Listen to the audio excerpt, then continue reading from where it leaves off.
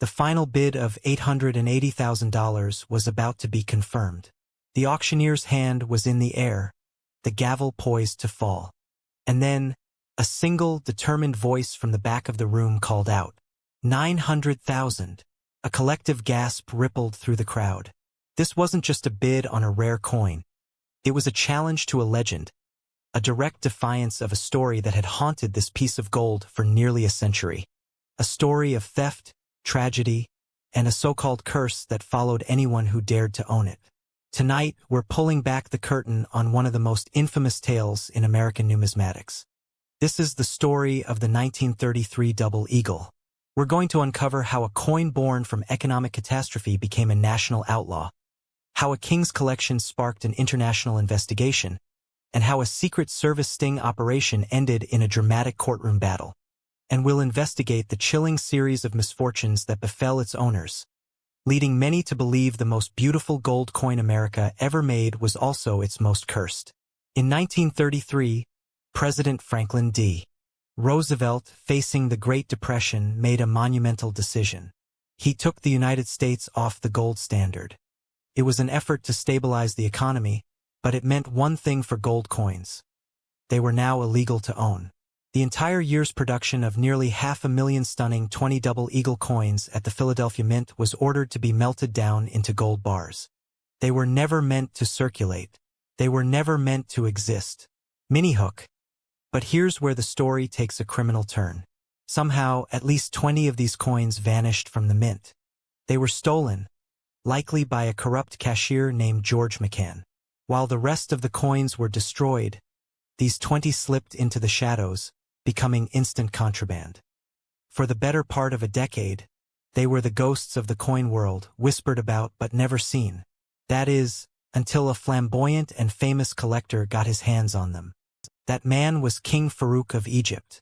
In 1944, his agent legally applied to the U.S. Treasury for an export license for a 1933 double eagle.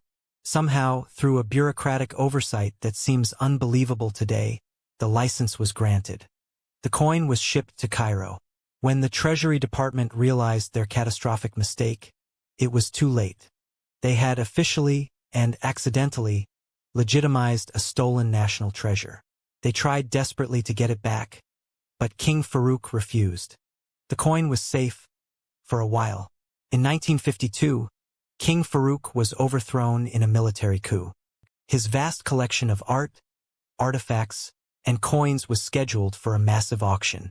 The U.S. government pounced, formally requesting the return of the illegal double eagle.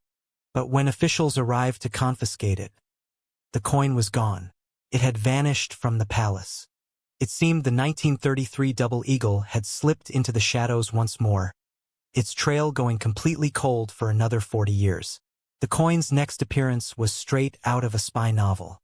In 1996, a renowned British coin dealer named Stephen Fenton walked into a hotel room in New York City, ready to sell a 1933 double eagle to an undercover Secret Service agent. The deal was struck. The handoff was made, and then the agents moved in. Secret Service. You're under arrest. Fenton was caught red-handed with what he believed was contraband. Fenton didn't go down without a fight. His legal team didn't deny he had the coin. They argued it wasn't stolen. They presented the export license signed by the U.S. government itself, the one that allowed King Farouk to own it. They argued that this document transformed the coin from stolen property into a legally exported piece of history. The courtroom battle was fierce, a clash over a tiny piece of gold with a massive legacy. And the resolution was as unprecedented as the coin itself. But let's rewind to the legend of the curse. Look at the fates of those who touched it. George McCann, the alleged thief, was later convicted of fraud and died in obscurity. King Farouk lost his entire kingdom and died in exile. Stephen Fenton, the dealer, faced years of legal nightmares and immense financial strain after his arrest. Even the coin itself seemed to attract chaos, forever being seized, disappearing, and igniting conflict. The U.S. government, in a stunning compromise, finally settled the case. They agreed to legally monetize the coin, a technical term meaning to make it legal tender. But there was a catch. It wouldn't belong to Stephen Fenton. It would have to be sold at public auction. And the proceeds? They would be split between Fenton and the U.S. Mint. The stage was set for a historic sale.